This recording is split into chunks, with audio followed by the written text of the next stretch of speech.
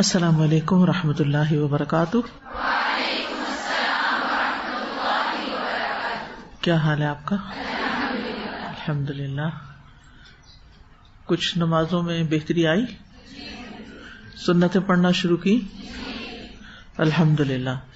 ویسے بھی رمضان کے حوالے سے ہمیں اپنا انالیسس کرتے ہی رہنا چاہیے۔ کل کسی نے اپنا ایکسپیرینس شیئر کیا کہ رمضان شروع ہونے سے پہلے انہوں نے سوچا کہ میں اس رمضان میں کس چیز میں زیادہ بہتری کر سکتی ہوں، تو انہوں نے یہی سوچا کہ جیسے ظہر کی سنتوں کا اہتمام ہے، اگر چاشت کی نماز ہے تو 2 کی بجائے 4 کر لیا جائے اس کو، اور اسی طرح ظہر کے بعد صرف 2 سنت پڑھنے کی بجائے 2 نوافل کا بھی اضافہ کر لیا جائے، اور اسی طرح مغرب کے بعد بھی۔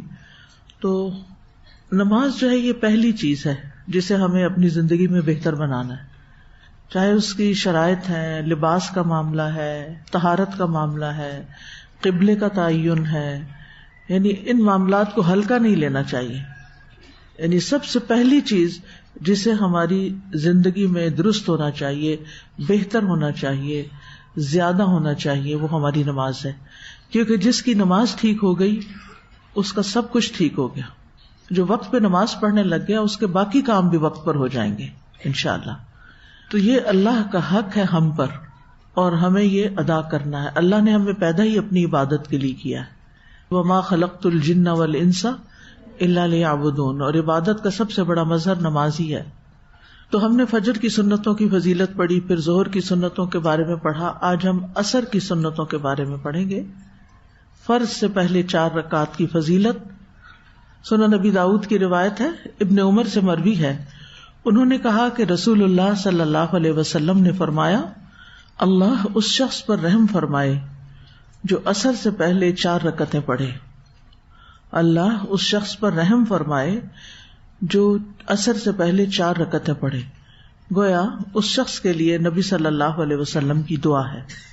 اگر 4 نہ بھی پڑھ سکے تو 2 بھی پڑھ سکتے ہیں، جیسے کہ عام طور پر اذان اور اقامت کے بیچ میں جو 2 رکعتیں ہوتی ہیں اس کے اعتبار سے۔ عصر کے بعد کوئی نماز نہیں ہوتی، الا یہ کہ کسی کی ظہر کی سنتیں یا ویسے سنتیں جو ہیں عصر ہی کی مثلاً چھٹ جائیں۔ ام سلمہ کہتی ہیں کہ نبی صلی اللہ علیہ وسلم عصر کے بعد نماز پڑھنے سے منع فرماتے۔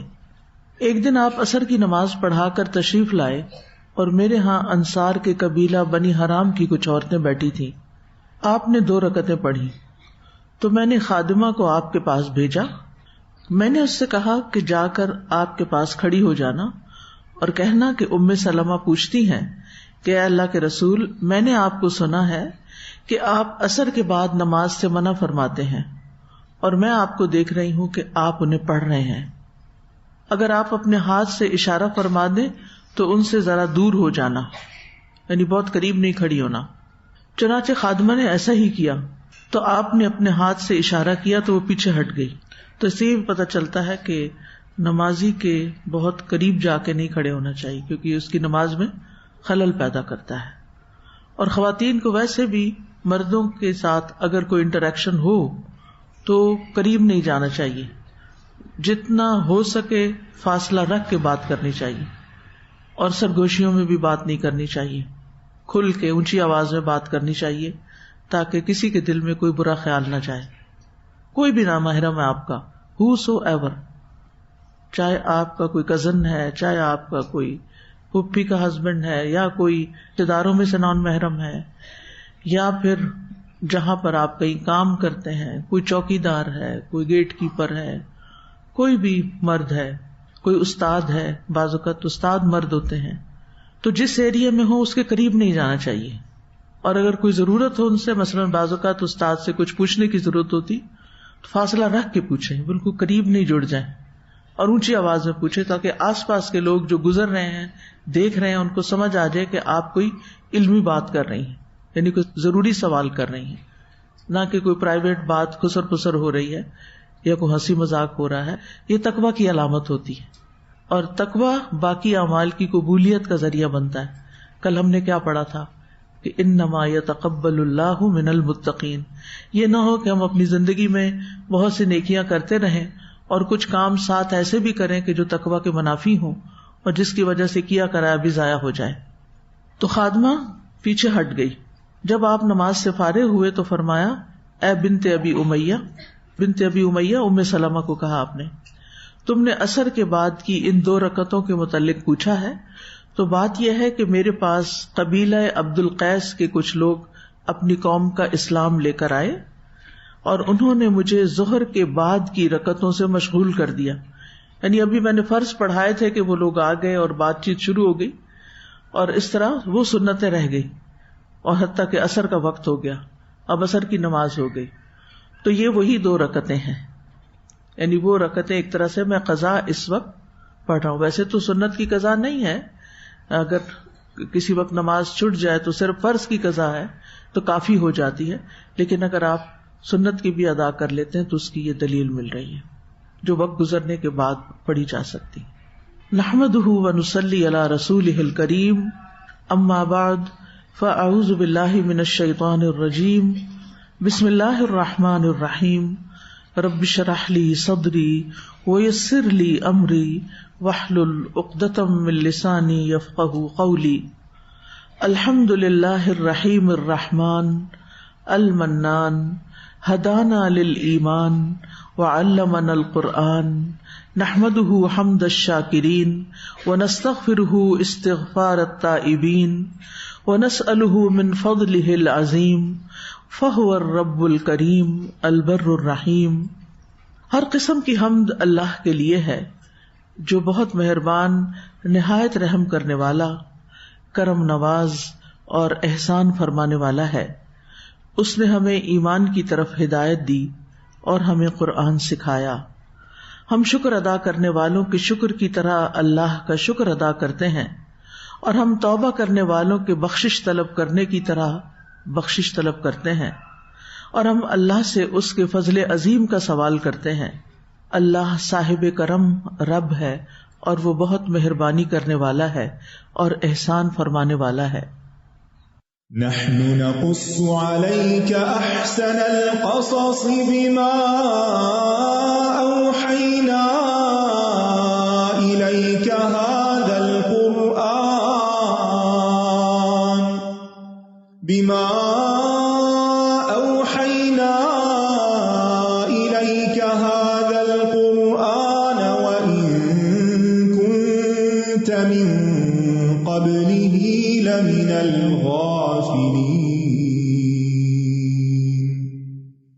ہم پڑھ رہے تھے حابیل اور قابیل کا قصہ کہ اللہ سبحانہ وتعالیٰ نے رسول اللہ صلی اللہ علیہ وسلم کو حکم دیا کہ وہ لوگوں کے سامنے آدم علیہ السلام کے 2 بیٹوں حابیل اور قابیل کا واقعہ سچ اور حق کے ساتھ بیان کر دیں، یعنی ٹھیک ٹھیک بیان کر دیں کہ جب ان میں سے ہر ایک نے قربانی پیش کی، اور قربانی وہ عمل ہے جس کے ذریعے اللہ کا قرب حاصل کیا جاتا ہے، تو اللہ تعالیٰ نے حابیل کی قربانی کو قبول کر لیا. کیونکہ وہ متقی تھا، تقوی والا تھا. اور قابیل کی قربانی قبول نہیں کی کیونکہ اس کے اندر تقوی نہیں تھا. تو اس پر قابیل نے اپنے بھائی سے حسد کیا اور کہا میں ضرور تمہیں قتل کر دوں گا. اور حابیل نے جواب دیا کہ اللہ ان لوگوں کی قربانی قبول کرتا ہے جو اس سے ڈرتے ہیں. اور یہ بات ہمیں اس واقعے کے اندر ملتی ہے. کل ہم نے اس واقعے کی صرف پہلی آیت پڑھی تھی. آج ہم اسی آیت پر مزید غور و فکر کریں گے اور اس سے کچھ اسباق نکالیں گے. وَاتْلُ عَلَيْهِمْ نَبَأَ ابْنَيْ آدَمَ بِالْحَقِّ إِذْ قَرَّبَا قُرْبَانًا فَتُقُبِّلَ مِنْ أَحَدِهِمَا وَلَمْ يُتَقَبَّلْ مِنَ الْآخَرِ قَالَ لَأَقْتُلَنَّكَ قَالَ إِنَّمَا يَتَقَبَّلُ اللَّهُ مِنَ الْمُتَّقِينَ. اور آپ انہیں آدم کے 2 بیٹوں کی خبر ٹھیک ٹھیک پڑھ سنائیں. جب ان دونوں نے قربانی پیش کی تو ان میں سے ایک کی قبول کر لی گئی اور دوسرے سے قبول نہ کی گئی. اس نے کہا میں تجھے ضرور قتل کر دوں گا. پہلے نے کہا اللہ تو صرف متقی لوگوں سے ہی قبول کرتا ہے. تو وَاتْلُ عَلَيْهِمْ نَبَأَ ابْنَيْ آدَمَ بِالْحَقِّ، نبی صلی اللہ علیہ وسلم سے خطاب کیا جا رہا ہے کہ آپ ان لوگوں کو آدم کے 2 بیٹوں کی کہانی حق کے ساتھ بیان کر دیں۔ اس سے اس واقعے کی، اس خبر کی اہمیت کا پتہ چلتا ہے کہ یہ ایک اہم خبر ہے، ایک اہم واقعہ ہے جو اس زمین پر پیش آیا، کیونکہ اللہ تعالیٰ نے اپنے نبی صلی اللہ علیہ وسلم کو اسے بیان کرنے کا خاص طور پر حکم دیا، اور تاکید کے ساتھ کہ بالحق ٹھیک ٹھیک جو کچھ ہوا وہ ان کے سامنے بیان کر دیں، اپنی امت کو پڑھ سنائیں۔ اس سے پتہ چلتا ہے کہ ہمیں پچھلی قوموں کے واقعات اور خاص طور پر قرآن مجید میں آنے والے واقعات، قصص القرآن کا مطالعہ ضرور کرنا چاہیے۔ اس سے ہمیں گزشتہ اقوام کے اخبار و حالات کو جاننے کا موقع ملتا ہے۔ خصوصی طور پر جو واقعات قرآن مجید میں بیان ہوئے ہیں وہ بڑے ہی سبق کے حامل ہیں، بہت اہم ہیں۔ ان کا چناؤ اللہ سبحانہ تعالیٰ نے کیا ہے، جن کے الفاظ بھی چنے ہوئے ہیں، جن کے معنی بھی، اور جن میں ہمارے لیے جو فائدہ ہے اس کو بھی سامنے رکھا گیا ہے، غیر ضروری تفصیلات سے اجتناب کیا گیا ہے۔ الفاظ میں بھی خوبصورتی ہے اور بلاغت ہے جو دل پر اترتی ہے اور انسان کو تدبر کا موقع ملتا ہے۔ اور اسی طرح یہ ہے کہ انسان جب ان واقعات سے سبق سیکھتا ہے تو اپنی اصلاح کرنے کا اس کو موقع ملتا ہے۔ یہ انسان کی نفسیات ہے کہ وہ جب کسی کو کچھ کرتے ہوئے دیکھتا ہے یا کوئی کہانی سنتا ہے یا کوئی چیز اسکرین پر دیکھتا ہے تو اس سے اس کے دل پر گہرے اثرات پڑتے ہیں، اس سے اس کی شخصیت کے اندر ایک تبدیلی آتی ہے۔ اور اس لیے بھی کہ واقعات میں صالح اور غیر صالح کا ہمیں فرق بھی پتہ چلتا ہے کہ اللہ تعالیٰ کس کو پسند کرتا اور کس طرح کے لوگوں کو پسند نہیں کرتا، تو ہمیں کیسا بننا ہے اور کیسا نہیں۔ کیونکہ جب انسان کوئی کہانی پڑھتا ہے نا تو اس کے مختلف کردار ہوتے ہیں، تو وہ کسی نہ کسی کردار کو اپنا لیتا ہے یا اس کہانی کا حصہ بن جاتا ہے بعض اوقات، اور وہ اس کہانی کے مین کردار کی شکل میں اپنے آپ کو ڈھال کے اسی طرح ایکٹ کرنے لگتا ہے، مینٹلی ویسے ہی ایکٹ کر رہا ہوتا ہے۔ تو اس لیے ان واقعات کو پڑھنا بہت ضروری ہے جنہیں اللہ تعالیٰ نے قرآن مجید میں بیان کیا ہے۔ اور اس کے علاوہ نیک لوگوں کی سیرت، انبیاء کی سیرت، صدیقین کی، صالحین کی، وہ بھی بہت ضروری ہے جو قرآن مجید کے علاوہ ہے۔ ہم ہر روز نماز میں پڑھتے ہیں اہدنا الصراط المستقیم، اللہ ہمیں سیدھا راستہ دکھا، اور ساتھ ہی سیدھے راستے کی وضاحت بھی آ جاتی ہے کہ سیدھا راستہ کن کا راستہ ہے؟ صراط الذین انعمت علیہم، ان لوگوں کا راستہ جن پر تو نے انعام کیا۔ تو انعام یافتہ لوگوں میں سب سے اول نمبر پر کون ہے؟ انبیاء، اور انبیاء میں سے سب سے اول درجے پہ کون ہے؟ رسول اللہ صلی اللہ علیہ وسلم۔ لہذا ہمیں آپ کی ولادت سے آپ کی وفات تک آپ کی ساری سیرت کا علم حاصل کرنا چاہیے، اور خاص طور پر وہ سیرت کہ جب اللہ تعالیٰ نے آپ کو رسالت کے ساتھ تکریم عطا کی، عزت عطا کی، تو آپ کے حالات زندگی، آپ کے اخلاق، آپ کی عبادات، آپ کی دعوت، آپ کے اعمال، یہ سب ہمیں معلوم ہونے چاہیے تاکہ ہم آپ کی مکمل پیروی کر سکیں، کیونکہ ہمیں اس کا حکم دیا گیا نا، لقد کان لکم فی رسول اللہ اسوۃ حسنہ۔ تو قرآن مجید کے واقعات کے مطالعے کے علاوہ سیرت رسول صلی اللہ علیہ وسلم کا مطالعہ ہم سب کے لیے نہایت اہم ہے، اور پھر اسے آگے اپنی نسلوں تک لے جانا بھی ہم پر فرض ہے، ان کو بھی روشناس کرائیں۔ اور اس میں کوئی شک نہیں ہے کہ جب ہم نبی صلی اللہ علیہ وسلم کی سیرت پڑھتے ہیں تو اس سے ہمارے ایمان میں، ہماری آپ سے محبت میں اضافہ ہوتا ہے، اور اس سے ہمارے لیے آپ کا اتباع آسان ہو جاتا ہے۔ قل ان کنتم تحبون اللہ فاتبعونی یحببکم اللہ۔ گویا قرآن پڑھ کر ہمیں اللہ سبحانہ تعالیٰ سے محبت ہوتی ہے، یعنی اللہ تعالیٰ سے محبت کا ذریعہ ہے قرآن کا پڑھنا۔ جو جو ہم قرآن سمجھ سمجھ کے پڑھتے جاتے ہیں ہماری محبت میں اضافہ ہوتا چلا جاتا ہے، اللہ تعالیٰ کے ساتھ ہمارا ایک تعلق مضبوط ہوتا جاتا ہے، اور جو ہی ہم اللہ تعالیٰ سے محبت کرنے لگتے ہیں تو پھر ضرورت پیش آتی ہے اس بات کی کہ ہم کون سے کام کریں کہ جس سے اللہ تعالیٰ ہم سے خوش ہو جائے، اور وہ اللہ تعالیٰ نے ہمیں بتا دیے ہیں کہ رسول اللہ صلی اللہ علیہ وسلم اسوہ حسنہ ہے۔ اور رسول اللہ صلی اللہ علیہ وسلم کی پیروی اللہ کی محبت حاصل کرنے کا ذریعہ ہے. لہذا سیرت کا مطالعہ بے حد ضروری ہے، اور سیرت رسول صلی اللہ علیہ وسلم کا خاص طور پر، اور اس کے بعد آپ کے ساتھیوں کا، صحابہ کرام اور صحابیات کی سیرت. جس نے یہ نہیں پڑھی اس کا دین ادھورا ہے، اس نے دین کا لطف نہیں پایا، اس کو پتہ ہی نہیں چلا کہ اس دین کی اصل روح کیا ہے. کچھ لوگ قرآن کو تو مان لیتے ہیں لیکن حدیث کو نہیں مانتے، سیرت کو نہیں مانتے، اور اس کو ایک غیر ضروری چیز سمجھ کر چھوڑ دیتے ہیں. وہ کہتے ہیں مسلمان بننے کے لیے خالی قرآن پڑھنا کافی ہے. کافی نہیں ہے، حدیث بھی وحی الہی ہے، اور جو چیز وحی الہی سے ہمیں ملی ہو اس کو ماننا چاہیے یا جھٹلا دینا چاہیے؟ اس کو ماننا چاہیے. یعنی یا تو ہم کہیں نا کہ حدیث جو ہے وہ وحی نہیں ہے، کیا آپ یہ کہہ سکیں گے؟ نہیں کہہ سکتے. دلیل کیا ہے؟ وَمَا يَنطِقُ عَنِ الْهَوَىٰ إِنْ هُوَ إِلَّا وَحْيٌ يُوحَىٰ. جیسے ہم اپنے دل میں جو آتا ہے بولنا شروع کر دیتے ہیں. تو نبی صلی اللہ علیہ وسلم اپنے دل کی باتیں نہیں کرتے رہتے. إِنْ هُوَ إِلَّا وَحْيٌ يُوحَىٰ. تو حدیث بھی وحی ہے قرآن مجید کی اس آیت کے مطابق. تو جو چیز وحی سے ثابت ہو اس کا انکار نہیں کیا جا سکتا. اس کا انکار کرنے سے دین خلل میں آ جاتا ہے. اور اگر ہم اس پر ایمان رکھتے ہیں تو ایمان کا تقاضا کیا ہے؟ پھر ہم کیا کریں؟ پھر ہم اس پر عمل کریں. اور عمل کرنے کے لیے کیا کرنا ہوگا؟ العلم قبل القول والعمل. علم حاصل کرنا ضروری ہے بات کرنے سے پہلے اور عمل کرنے سے پہلے. دوسرا اہم سبق جو ہمیں ملتا ہے اس آیت سے وہ یہ ہے کہ ہمیں حق اور ثابت شدہ بات پر عمل کرنا چاہیے، اوتھینٹک پہ. اکثر ہمارے پاس خبریں آتی اور ہم بغیر تحقیق اور تصدیق کے ان پر عمل کر لیتے ہیں. بہت سے ٹوٹکے ہم پڑھتے سنتے ہیں، بہت سی اور اسی طرح کی چیزیں. اور اب تو یہ باقاعدہ ایک کاروبار چل پڑا ہے لوگوں کے علاج کا، صرف یوٹیوب کے ٹوٹکے سن کے اور چیزیں دیکھ کر. بہت سے لوگ تو خود ہی حکیم بن گئے اور اپنے علاج خود شروع کر دیے، بھلے وہ چیز ان کے مزاج کے موافق ہو یا مخالف ہو، الٹا نقصان دینے والی.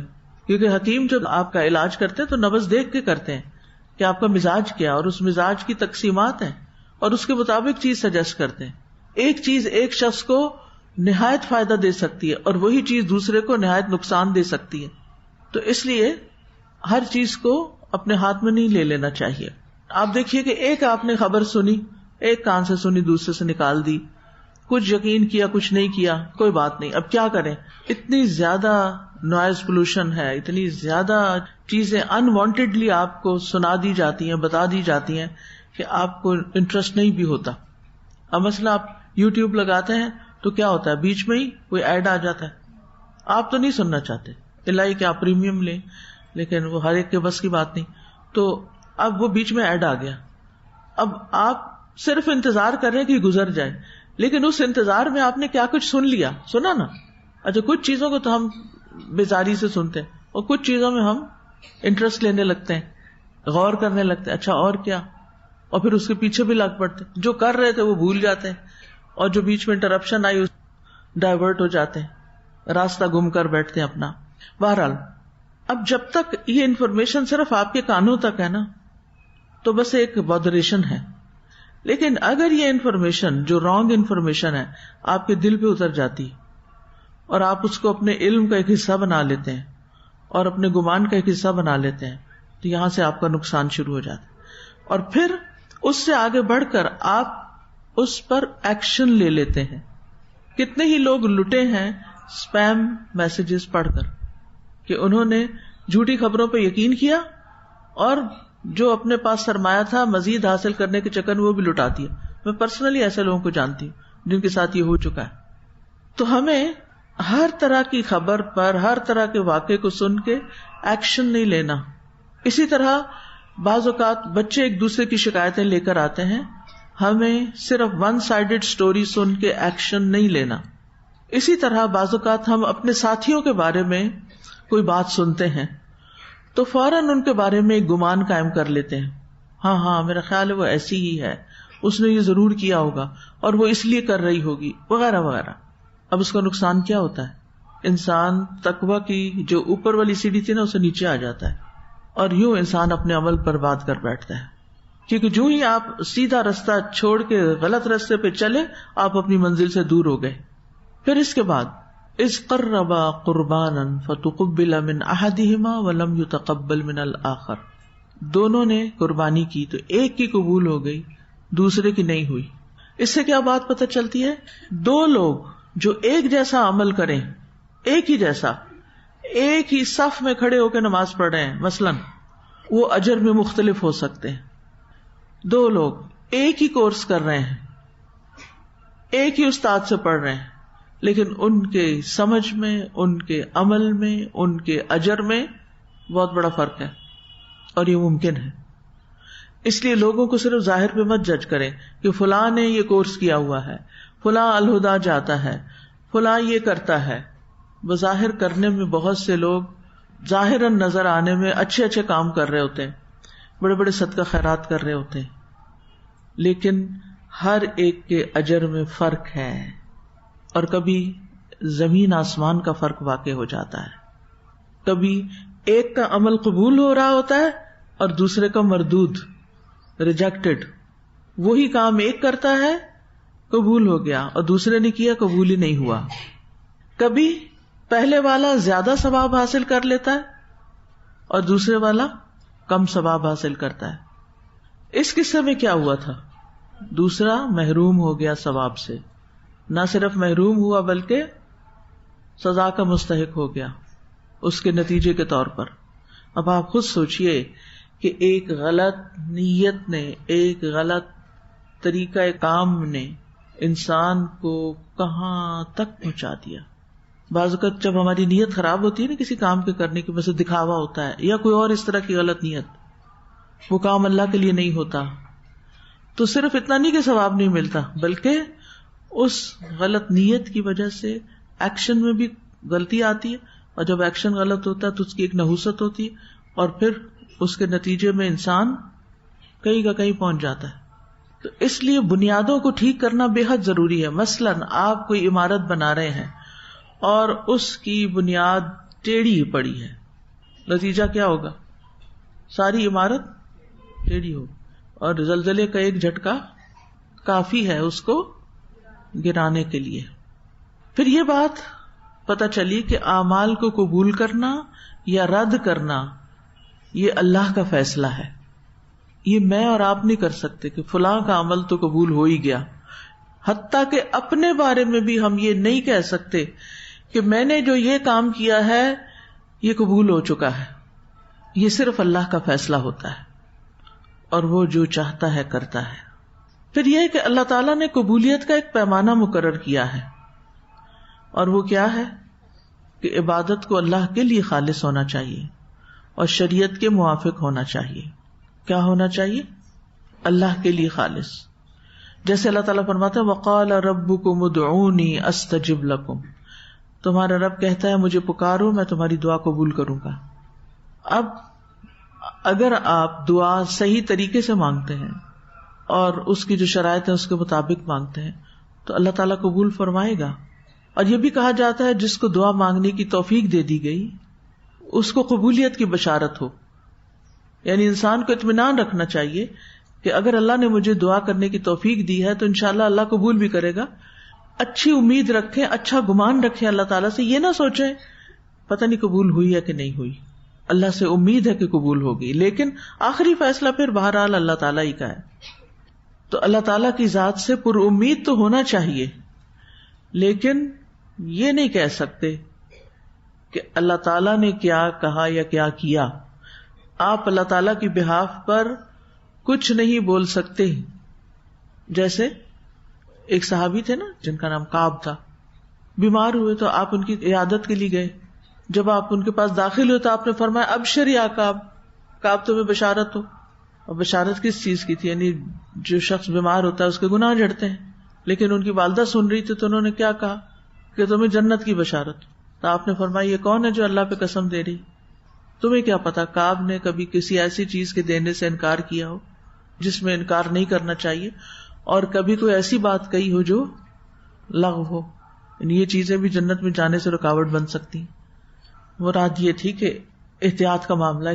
یعنی بعض اوقات ہم دیکھتے ہیں کچھ لوگوں کو انتہائی نیک ہیں، ہر کام بڑا اچھا کرتے ہیں، تو ان کے بارے میں ہمیں امید لگ جاتی ہے کہ یہ تو جنت میں جانے والے، اور ہم دنیا میں ہی فیصلے سنانے لگتے ہیں۔ بس کچھ لوگ تو اپنے بارے میں جب ہم جنت میں ہوں گے تو یہ کریں گے، انشاءاللہ بھی ساتھ کہا کریں۔ ہم کچھ نہیں کہہ سکتے، یہ اللہ کے فیصلے ہیں، ہم اللہ کے فیصلے اپنے ہاتھوں میں نہیں لے سکتے۔ تو اللہ تعالیٰ کی طرف سے خود جملے بنا کے کہنا کہ یہ اللہ تعالیٰ نے ایسے کہا یا ایسے کیا، یہ غلط ہے، ایسے نہیں کرنا چاہیے۔ ان الحکم الا للہ، فیصلہ صرف اللہ کے ہاتھ میں ہے کہ وہ کس کے ساتھ کیا کرتا ہے۔ یہاں پر چونکہ قربانی کی بات ہوئی ہے تو ہم بہت دفعہ قربانیاں کر رہے ہوتے ہیں۔ مثلا مثال دیجئے، اس قربا قربانن سے ریلیٹڈ ہی بات نکالنے لگی ہوں۔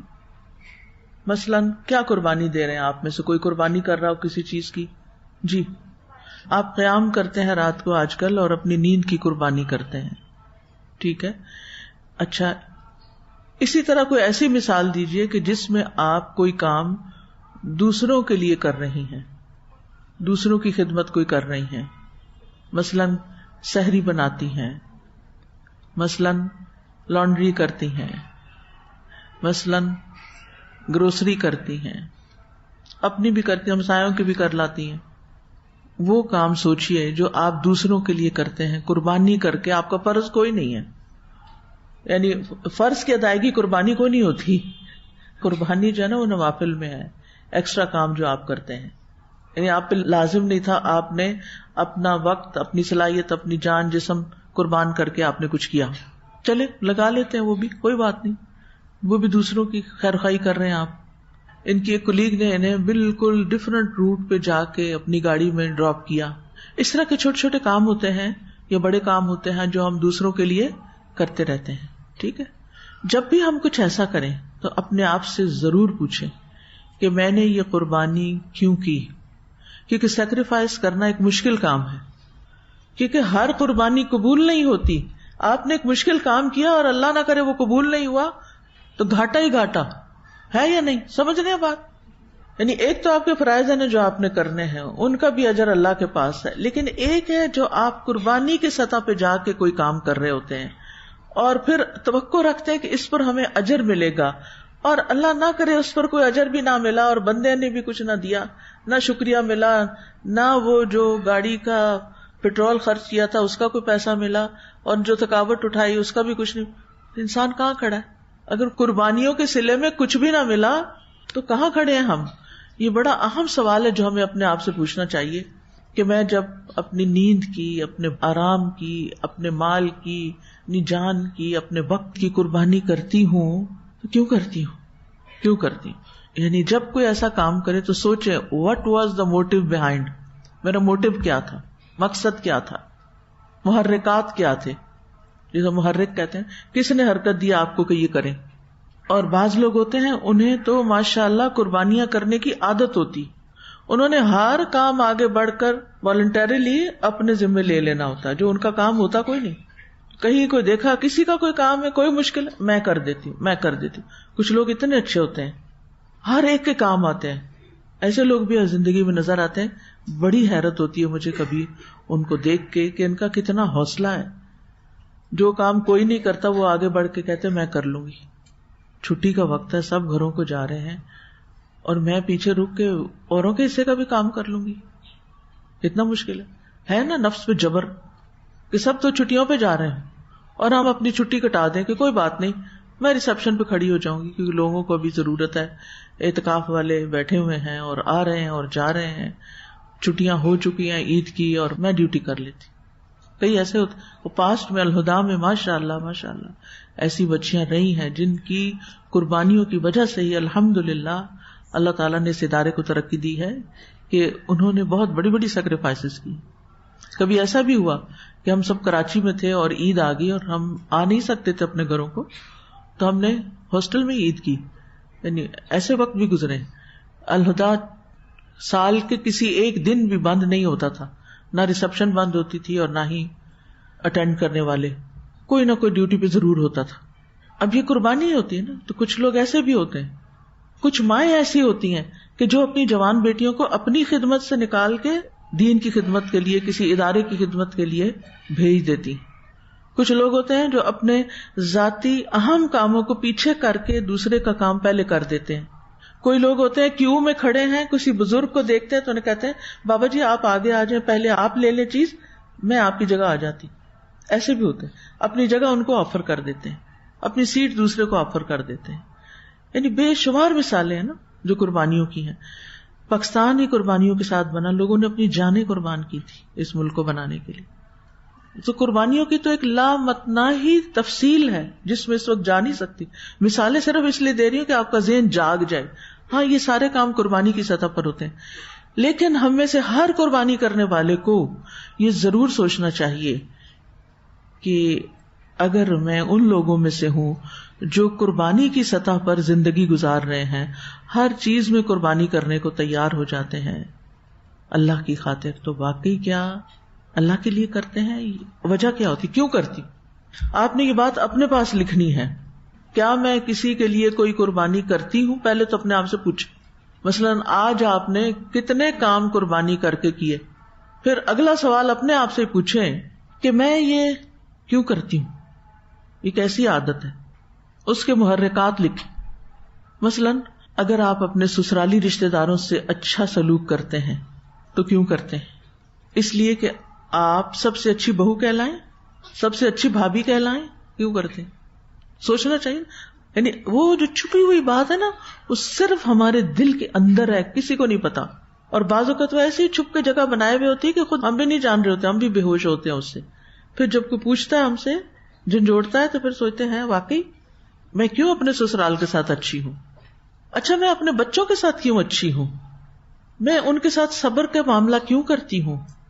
تاکہ یہ باپ کے مقابلے میں مجھے زیادہ اہمیت دے, کہ میری ماما بہت اچھی ہیں. یہ چھپی چھپی نیتیں جو چھپ چھپ کے اندر جگہ بنائی ہوئی ہے نا جنہوں نے, ان کو اللہ سب جانتا ہے. اور پھر ہم خود اپنے آپ کو جانتے ہوتے ہیں, لیکن ہم نے اپنے اوپر پردہ ڈالا ہوا ہوتا ہے. پھر اسی طرح میں لوگوں کو افطاریاں کیوں کرواتی ہوں, ہر روز اپنے گھر دعوت کیوں کر لیتی ہوں. کچھ لوگ ہوتے ہیں نا, ہر روز افطاری پہ کسی نہ کسی فیملی کو بلا لیا, سارا دن تھکے خوب کام کیا اور بلا لیا. کیوں؟ کیا ان کی نظر میں اچھا بننے کے لیے؟ مرنے کے بعد یہ کہلانے کے لیے کہ فلاں خاتون بڑی نیک تھی, بڑی مہماندار تھی, کسی آنے والے کو کھانا کھلائے بغیر گھر سے جانے نہیں دیتی تھی. یہ چیزیں ہمارے بزرگوں کے اندر بہت تھی, ہماری نسل میں کم ہو گئی ہیں, لیکن وہ انہی باتوں پہ ایک دوسرے کی تعریف کر رہے ہوتے تھے. فلاں بہت کھانا کھلانے والا ہے, فلاں بہت خیر کے کام کرنے والا ہے, فلاں بڑا تہجد گزار ہے, فلاں بڑا فلاں فلاں. یعنی قربانی کی سطح کے کاموں کی بڑی تعریفیں ہوتی ہیں. اور بعض اوقات ہم یہ کام مجبوری سے بھی کر رہے ہوتے ہیں, مجبوری سے کر رہے ہوتے ہیں, ہمارا دل نہیں ہوتا. اب امی نے بلا لیا, آؤ کچن میں ہیلپ کرو. اب کلاس میں آیت پڑھی تھی وہ بالوالدین احسانا, تو اب بول تو کچھ نہیں سکتے, زبان بند رکھنی ہے, لیکن اندر دل کا حال کیا ہے؟ ان سارے سٹیپس میں دل کا حال دیکھنا ہے. دل میں کیا ہے, سوچ کیا ہے. اگر مجھے گھر والوں, ادارے والوں, سسرال والوں کے ساتھ اچھا سلوک کرنے پہ مجبور کیا جا رہا ہے, ایک ڈسپلن کیا جا رہا ہے, جیسے آپ الہدا میں آتے ہیں تو آپ کو ڈسپلن کیا جاتا ہے, ہاسٹل میں رہتے ہیں تو ڈسپلن کیا جاتا ہے کہ آپ نے موبائل نہیں رکھنا, آپ نے کئی چیزوں کی مجھے نہیں معلوم, آپ نے یونیفارم پہننا ہے, ٹھیک ہے نا, آپ نے ایسا لباس نہیں پہننا وغیرہ وغیرہ, دیر سے نہیں آنا, کام پورا کرنا ہے, امانتیں پوری کرنی, تو بہت ساری چیزیں ہوتی ہیں. کچھ کام ان میں سے مجبور کر کے کیے جاتے ہیں, آپ کو مجبور کیا جاتا ہے, کیونکہ ہمارا نفس ایسی چیز ہے نا جس کو بعض اوقات مجبوری کر کے کروانا پڑتا ہے کام, کہ آپ کے پاس جس وقت کوئی اور آپشن نہ ہو, بس یہی آپشن ہے, یہی کرنا ہے. مثلاً اس وقت آپ کے پاس آپشن نہیں ہے کہ یہاں سے بھاگ جائیں, آپ مجبوراً بیٹھے ہوئے ہیں, مجبور کیا گیا, یہ کلاس لینی ہے آپ کو, ٹھیک ہے. اب جب کوئی بھی ایسی سچویشن ہوتی ہے کہ جس میں آپ کو مجبور کیا جاتا ہے اس کام کے کرنے پر جو آپ کا دل راضی نہیں ہوتا, اس وقت دل کی کیفیت کیا ہے, اس وقت آپ کی نیت کیا ہے وہ کام کرنے کی, کیونکہ آپ کا اجر اس کے مطابق ہے. ایک شخص آتا ہے, انٹر ہوتا ہے اسی دروازے سے شوق اور محبت کے ساتھ, آج دیکھیں کیا بات ہوتی ہے, اللہ تعالیٰ کی رضا کے لیے ہر قدم اٹھاتا ہے, اور ایک ہوتا ہے کہ وہ باہر بیٹھنے نہیں دے رہے تو اندر ہی جانا ہے. دونوں کے اجر میں فرق ہے. اور یہ فرق کہاں سے شروع ہوگا؟ ظاہر سے نہیں. یہ بھی ادھر ہی بیٹھا ہے, یہ بھی ادھر ہی بیٹھا ہوا ہے, دونوں یہیں بیٹھے ہیں. فرق کس سے ہے؟ دل کی کیفیت سے, ایمان کی کیفیت سے, کہ کس دل کے ساتھ بیٹھے. پھر فرق ہے کہ کس دل کے ساتھ سن رہے ہیں. پھر فرق ہے کہ کس دل کے ساتھ اس پہ عمل کر رہے ہیں, کس دل کے ساتھ اس کو شیئر کر رہے ہیں, کس دل کے ساتھ پھر وہ اس کو ریفلیکٹ کرتے ہیں. بعض اوقات اچھے رویے سے پیش آنا کسی خاص ماحول یا عہدے یا ریپوٹیشن کی بنا پر انسان کی ضرورت بن جاتا ہے. مثلاً آپ ریسپشن پہ ہیں, اب آپ کی ضرورت ہے کہ آپ تھکے ہوئے ہیں, آپ کا دل ہے نہیں ہے, آپ کو ہر آنے والے کو اسمائل کر کے بات کرنی. اسی طرح جیسے کوئی شخص کسی خاص عہدے پہ, اسکول کے پرنسپل ہیں, کوئی ٹیچر ہیں, دینی ادارے سے تعلق رکھتے ہیں, الہدا سے تعلق رکھتے ہیں, گھر کی نیک نام بہو ہیں, محلے کی نیک باجی ہیں, بڑی نمازی ہیں, حجابی ہیں, مسلمان ہیں.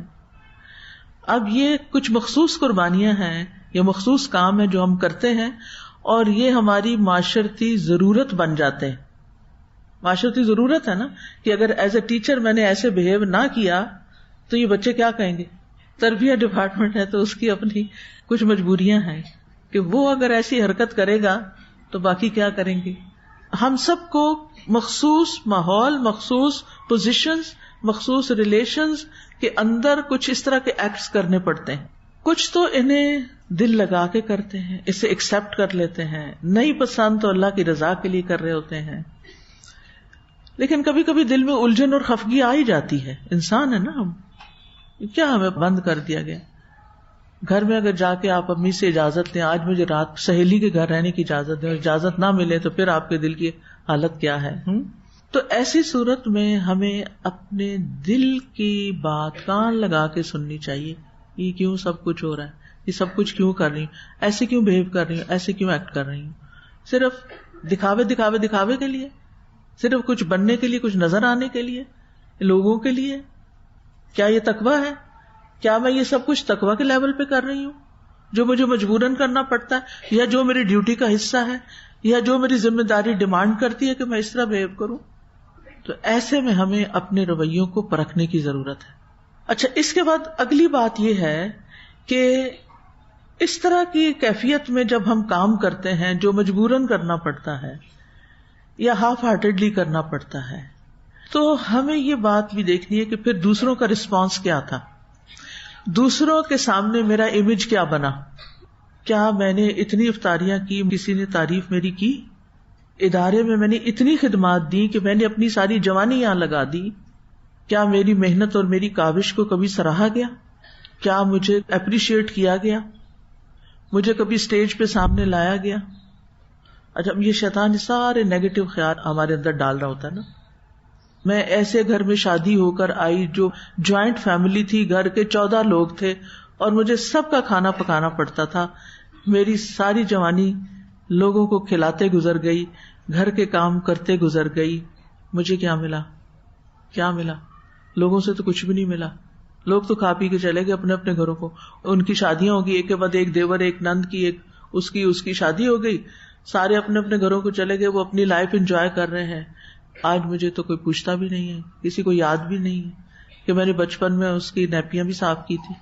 اپنے بچوں کی تو کرتے ہی ہیں, لیکن کسی اور کی, بہن بھائیوں کے بچوں, اور بڑے ہو جائیں تو انہیں یاد بھی دلاتے ہیں, احسان یاد دلاتے ہیں ہم.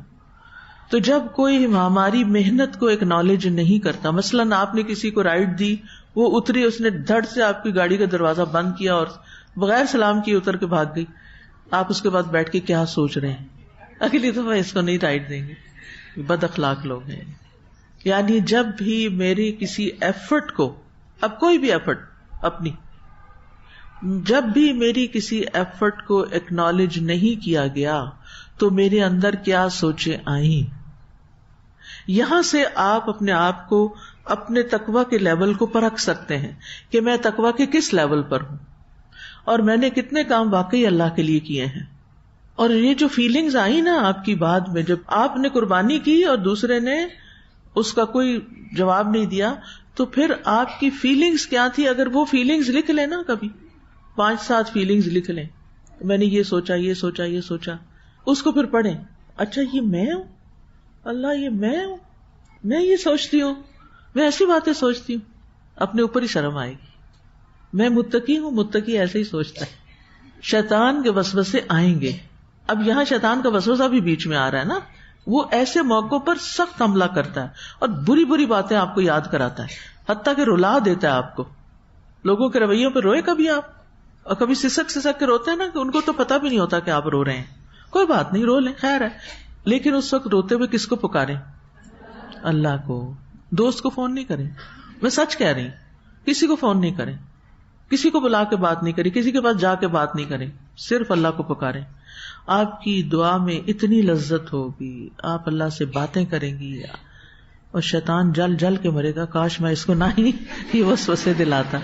یہ موقع ہے شیطان کو ہرانے کا، کیونکہ جب ہم ہرٹ ہوتے ہیں نا، ہمارے ایموشنز اپنی پیک پہ ہوتے ہیں، تو اس وقت کی جو دعا ہوتی ہے نا، چاہے وہ خوشی کے ہوں، چاہے وہ غم کے ہوں، چاہے وہ دکھ کے ہوں، اس وقت کی دعا اس کا کوئی مقابلہ نہیں، وہ سچے دل سے نکلتی ہے، کیونکہ وہ ہماری ضرورت ہوتی ہے اس وقت. تو جب انسان اپنی منفی سوچوں کو پہچان لیتا ہے، اپنے وسوسوں کو پہچان لیتا ہے، تو پھر اس کو تبدیل کرنے میں بھی اپنا کردار ادا کرتا ہے. پھر اس کی اپنی پرسنل ایفرٹ شروع ہوتی ہے کہ ہاں یہ میرے اندر آ جاتا ہے اور مجھے اس کو نکالنا ہے. تو اس لمحے یعنی اس ایکٹیویٹی کے بعد اگر آپ صرف اپنی نیگیٹیوٹی کو پہچان جائیں تو یہ بھی بڑا کام ہوگا. پھر اگلے مرحلے پر آپ اپنی اصلاح کریں گے. تو یہ جو ساری بات تھی نا، یہ صرف اپنی پہچان کی تھی کہ خود کو پہچانیں، سیلف انالیسس کریں کہ میرے اندر جو سوچیں آتی ہیں وہ کتنی منفی ہیں اور کتنی مثبت ہے. ایک اچھا کام کر کے انسان منفی سوچوں کا شکار رہے، کس قدر افسوس کی بات ہے کہ اس کی نیت کتنی پھر خراب ہوگی اور اس کا عمل کتنا بیکار ہوگا. اس کو نہ یہاں کچھ ملا نہ آگے کچھ ملا. پھر اس کو پہچان کے پھر آپ اس کو خود بیٹھ کے لکھی ہوئی چیزیں ہوں گی نا، سچ سچ لکھے، کسی کو تو دکھانا نہیں، کسی تو ہم نے بتانا نہیں. کیونکہ جب ہمیں کسی کو بتانا پڑتا ہے نا، ہم جھوٹ بولنے لگتے ہیں، ہم اپنی اصلی بات نہیں بتاتے، کیونکہ ہمیں ڈر ہوتا ہے کہ اگر ہم نے یہ بات کسی کو کہی وہ ہمارے بارے میں برا سوچے گا. تو پھر وہ ہمیں کاغذ خود ہی پڑھنا ہے کہ وہ آ رہی ہے نا باتیں، پھر ایک ایک کو لے کے اس کو کیسے ریجیکٹ کرنا ہے، اس کو کیسے نکالنا ہے، اس کو. تو انشاءاللہ یہ ایک مجاہدہ ہے اپنے. وَمَنْ جَاهَدَ فَإِنَّمَا يُجَاهِدُ لِنَفْسِهِ، یعنی اپنے ذات کے ساتھ مجاہدہ ہم کر رہے ہیں اور اس کا بھی اجر ہے. پھر شرمندگی، ریگریٹس، توبہ، دعا، بالکل انشاءاللہ. تو سوال یہی ہے کہ جب میرے گھر میں، ادارے میں، ورک پلیس پہ، سسرال میں میرے رول اور قربانیوں کو میرے ساتھی، میرے شوہر، میرے بچے، میرے دوست کم اہم سمجھتے ہیں یا اعتراف نہیں کرتے، تو میرے اندر کون کون سے جذبات کے طوفان اٹھتے ہیں، کیسی کیسی سوچیں ابلتی ہیں، یہ آپ نے لکھنی ہے. بعض لوگ تو یہاں تک سوچتے ہیں کہ میں اس شخص کو قتل کر دوں، جیسے قابیل نے کہا تھا. تو دوسروں سے اچھائی کرنے کے بعد میرے معاملات خراب کیوں ہو جاتے ہیں؟ دوسروں سے اچھائی کرنے کے بعد میری کیا کیا توقعات ان سے پیدا ہوتی ہیں، جبکہ ہم کہہ یہ رہے ہوتے ہیں کہ یہ سب کچھ میں اللہ کے لیے کر رہی ہوں، ٹیگ یہ لگایا ہوا ہوتا ہے اللہ کے لیے کر رہی ہوں. لیکن جب ہماری توقعات کے مطابق نتیجہ نہیں نکلتا، ہمیں رسپانس نہیں ملتا، تو پھر ہم کیا سوچتے ہیں اور کیا کرتے ہیں، اس سے آپ کو اندازہ ہوگا کہ آپ کس کے راستے پہ چل رہے ہیں. کیونکہ قابیل کو جب وہ رسپانس نہیں ملا جو وہ توقع رکھتا تھا، حالانکہ عمل اس کا درست نہیں تھا، جو چیز اس نے پیش کی وہ ردی تھی، جو اس کی نیت تھی وہ خراب تھی، تو ظاہرہ نتیجہ ویسے ہی نکلنا تھا جیسے اس کا عمل تھا. لیکن جب وہ اس کی مرضی کے مطابق نہیں نکلا، یعنی بعض لوگ ہوتا ہے نا غلطی بھی خود کرتے ہیں اور جب اس کا غلط نتیجہ آتا ہے تو اس پر بھی پھر بلیم دوسروں کو کرتے ہیں اور برہم ہوتے ہیں، پھر بھی ایکسپٹ نہیں کرتے، پھر بھی وہ دوسروں پر بلیم ڈالتے ہیں. قال لأقتلنک، کہا میں تجھے ضرور قتل کر دوں گا. سوال یہ پیدا ہوتا ہے کہ قربانی کے قبول نہ ہونے میں حابیل کا کتنا ہاتھ تھا؟ کتنا ہاتھ تھا؟ یعنی اس کا کوئی ذرا برابر بھی قصور تھا نہیں. تو یہاں کون سا ایلیمنٹ آ گیا تھا پھر؟ حسد. یس، حسد کہ تمہاری کیوں قبول ہو گئی، تمہیں یہ نعمت کیوں مل گئی، کیونکہ اب اگلا نتیجہ اسی کے حق میں جانا تھا نا، وہ شادی والا اگر وہ واقعہ سچا ہے تو اب فائدہ تو اس کو ہونے لگا تھا. تو بہت سارے لوگ جب کوئی نیک کام کرتے ہیں، نیت درست نہیں ہوتی، طریقہ درست نہیں ہوتا، نتیجہ پھر درست نہیں آتا اور نقصان بھگتتے ہیں، تو بلیم کرتے ہیں ماں باپ کو، ماحول کو، ساری دنیا کو، سوائے اپنے آپ کے. اپنی غلطی نہیں پہچانتے، سارا ملغوبہ دوسرے پہ پھینکنا چاہتے ہیں اور سمجھتے ہیں کہ یہ ذمہ دار ہے میرے اس نقصان کا. اب دونوں میں سے ظاہر ہے کہ ایک کی قربانی قبول ہونی تھی نا، کیونکہ شادی ایک نے کرنی تھی.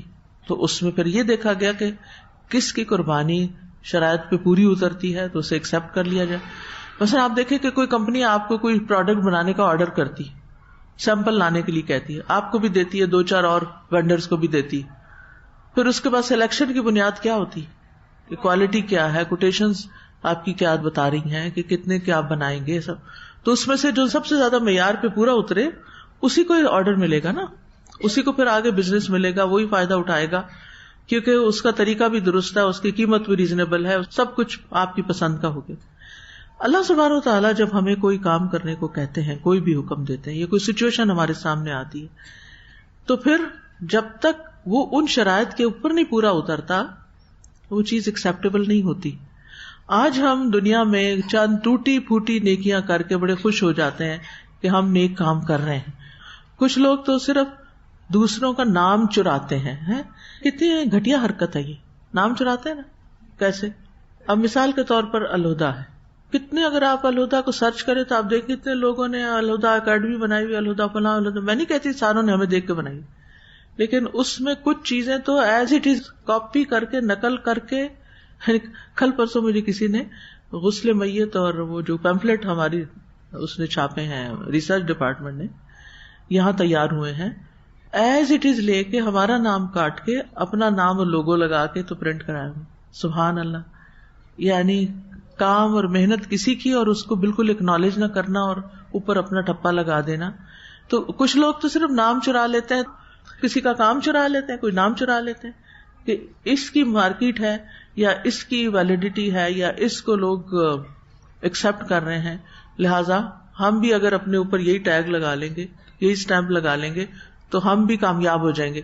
لیکن کیا ایسے ہوتا ہے؟ یعنی مومنٹم کوئی اور کریٹ کرے اور نام آپ اپنا لگا لیں اور سمجھے کہ یہ آپ کا کام ہے، تو یہ اپنے آپ کو دھوکہ دینے والی بات ہے. تو یہاں پر ہم دیکھتے ہیں کہ اس نے کہا قال لأقتلنک، اور یہ اس آیت سے پتہ چلتا ہے کہ قابیل نے حابیل سے حسد کی بنا پر یہ بات کی تھی اور اتنی شدت کے ساتھ کی تھی کہ بھرپور ارادہ کر لیا تھا. اس لیے ہم سب کو بھی اپنے اندر حسد کے احساسات کو سمجھنا اور ان کو پہچاننا بہت ضروری ہے، کیونکہ بہت دفعہ یہ جو ہماری نیگیٹو اپروچ ہوتی ہے یہ حسد کی بنیاد پر ہوتی. یہ جو آپ سوچے لکھیں گے نا اپنی، وہ سوچے پیداوار ہے کسی بیج کی، اور وہ بیج کیا ہے؟ حسد. اچھا، بعض لوگ کہتے ہیں کہ ہم تو کسی سے حسد نہیں کرتے ہوں گے، اصلاح کر لی انہوں نے، لیکن پھر بھی اپنا جائزہ لینا ضروری ہے، کیونکہ ہم عام طور پر یہ نہیں کہہ سکتے کہ کوئی اپنے ہی پیارے بہن بھائیوں سے کیسے حسد کر سکتا ہے. یہ کوئی کرنے کی بات ہے. کوئی بہن بھائی بھی ایسے ہوتے ہیں کہ ان کا کوئی برا چاہے، لیکن قرآن مجید میں ہمیں 2 جگہ اس کی مثال ملتی ہے، ایک تو یوسف علیہ السلام کی اور ایک یہی حابیل قابیل کی. تو اس لیے ہمیں اپنے اندر کے احساسات کو کھنگالنے اور خود کو پہچاننے کی بے حد ضرورت ہے، اور پھر پہچاننے کے بعد تزکیہ کرنے کی. قد افلح من زکاہا وقد خاب من دساہا. یہ سب کچھ ہے، اپنے آپ کو دھوکہ دیا ہوا ہے، کچھ نہیں ہم بالکل ٹھیک نیک پاک ہیں. تو دساہا کر رہا ہے وہ. اور قد افلح من تزکا وذکر اسم ربہ فصلی بل تؤثرون الحیاۃ الدنیا. ہم چاہتے ہیں جلدی دنیا میں نتیجہ نکل آئے، فوراً میری کوئی تعریف کر دے. والآخرۃ خیر و ابقی.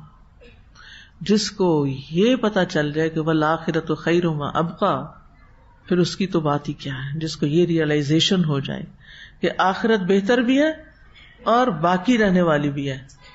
یعنی آپ اپنے امیجنیشن میں ایک ڈاٹ لگائیں، وہاں سے ایک لکیر کھینچنی شروع کریں اور دوسرا کوئی ڈاٹ ہے ہی نہیں آگے، تو کہاں تک کھینچیں گے؟ انفینٹی.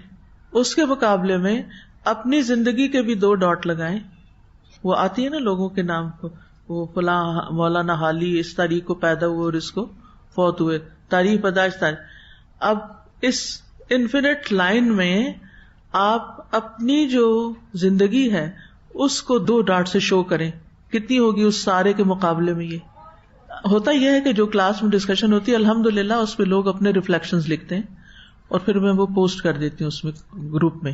اس وقت تو ٹائم نہیں ہوتا نا کہ جو لوگ سوچ رہے ہیں، مثلا میں تو ادھر سوچ رہی ہوں اور بول رہی ہوں نا، آپ ماشاءاللہ سب سوچ رہے ہیں اور کچھ نہ کچھ آپ کے دل کے اندر چل رہا ہے، لیکن وہ سب سننے کا وقت نہیں ہے. تو کچھ لوگ ماشاءاللہ اتنے اچھے طریقے سے اس کو، مجھ سے بھی کہیں زیادہ بہتر طریقے سے اس کو ایکسپریس کر کے دوسروں کے لیے فائدے کا بنا دیتے ہیں. تو اس سے یہ فائدہ ہو جاتا ہے کہ ریکال ہو جاتی ہیں چیزیں، اور اس کے ساتھ ساتھ جب کسی علم کا مذاکرہ ہو جاتا ہے نا تو وہ اندر پختہ ہو جاتا ہے، انٹرنلائز کر لیتے ہیں ہم اس کو. پھر آپ پھر اپنے آپ سے پوچھیں، یہ لکیر آج لگا لیں اپنی کاپی کے، ایک ڈاٹ لگائیں، دوسرا کوئی نہیں لگائیں. جو آپ کے پاس پیج ہو اس کے اوپر لگا کے چھوڑ دیں کھلا، اور پھر اس میں اپنی زندگی کے، کیونکہ کچھ تو آپ حضرت آدم سے لے کے اب تک کتنے سال گزرے، 8,000 سال، 10,000 سال لگا لیں، تو 10,000 سال کا فاصلہ چھوڑیں اور پھر اس دور میں آپ آئے ہیں. اپنی زندگی چلے 100 سال لگا لیں، جو کہ ہونی نہیں. زیادہ تر امکانات یہی ہیں ہماری جو صحتوں کے احوال ہیں اور جو ایوریج ایج ہے ہماری. چلے جو ایوریج ایج ہمارے ملک کی ہے وہی لگا لیں اپنی. اس کو آپ دیکھیں اس لمبی لائن کے مقابلے میں، اور پھر آپ دیکھیں کہ تھوڑے سے برزخ کی زندگی قبر میں کتنا رہنا ہے. چلے اس میں 10,000 سال لگا لیں فار ایگزامپل، پھر حشر کا میدان 50,000 سال لگا لیں، اور پھر اس کے بعد تو لکیر ختم ہی کوئی نہیں ہونی. کہاں اجر لینا چاہتے ہیں؟ کہاں واقعی آخرت میں لینا چاہتے ہیں؟ یہی ملنا چاہیے. یہ جو چھوٹی سے 2 ڈاٹ ہے نا جڑے یہاں مل بھی گیا تو کتنا ملا. لم یلبسوا الا عشیۃ او ضحاہا. اس ساری ہماری جو جرنی ہے نا روح کی، سول کی، اس میں لم یلبسوا الا عشیۃ او ضحاہا، صبح کا پہر یا شام کا کچھ پہر ہے، دیٹس اٹ. یہ ہماری زندگی. اس کے لیے ہم روتے ہیں کہ ہمیں صلہ نہیں ملا، ہمیں کچھ نہیں ملا، ہم بد نصیب ہو گئے، ہم بد قسمت ہو گئے، میں نے اتنی محنت کی مجھے کسی نے کچھ دیا ہی نہیں، تعریف کے 2 لفظ بھی نہیں بولے، میری کوئی قدر ہی نہیں کی، مجھ سے کسی نے محبت ہی نہیں کی. یہ ساری باتیں رونے کی بیکار ہیں. اگر آپ کو ان سب تکلیفوں پہ صبر کی وجہ سے بے حساب اجر، انما یوفی الصابرون اجرہم بغیر حساب، وہ مل جائے تو کیا ہی کہنے. کچھ کھویا آپ نے؟ کچھ بھی نہیں. تو اس لیے بہت ضروری ہے کہ ہم اپنے حسد کو خود پہچانیں.